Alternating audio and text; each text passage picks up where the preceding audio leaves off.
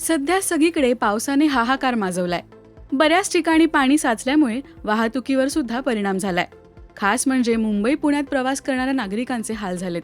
शूटिंगसाठी प्रवास करणाऱ्या कलाकारांचा सुद्धा यात समावेश आहे.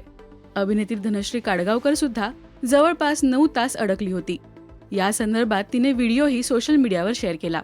हा व्हिडिओ शेअर करत तिने कॅप्शनमध्ये म्हटलंय, मुसळधार पाऊस, अपघात किंवा दरड कोसळल्यामुळे एक्सप्रेसवेवर झालेली वाहतूक कोंडी यासारख्या घटना मी यापूर्वी फक्त बातम्यांमध्ये पाहिल्या होत्या.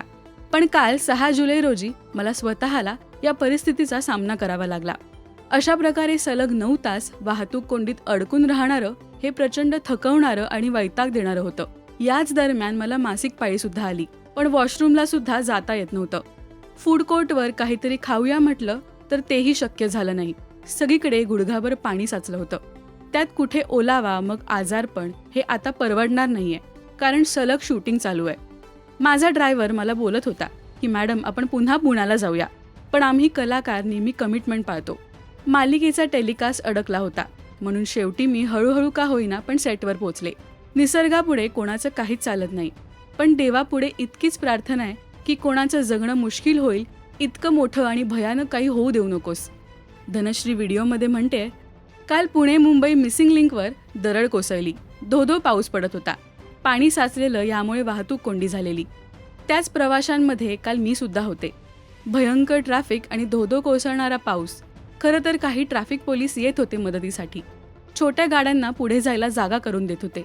पण मिसिंग लिंक इतक्या लवकर कोसळेल किंवा इतक्या लवकर त्याची ही कंडिशन होईल असं अजिबात वाटलं नव्हतं. पण मी ऐकलं की याची आता दखल घेण्यात आली आहे आणि तिथलं कामही झालंय. ट्रॅफिकमध्ये अडकल्यानंतर काही काळाने मी सेटवर पोहोचले. शूटिंगही केलं.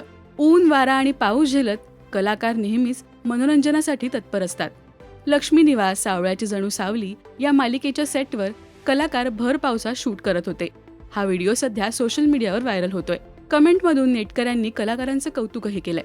पावसाळ्यातली अशी तुमची कोणती आठवण असेल तर कमेंटमध्ये नक्की कळवा. आणि मराठी मालिका विश्वातील बातम्या, अपडेट्स आणि गॉसिपसाठी सबस्क्राईब करा राजश्री मराठी शोबज.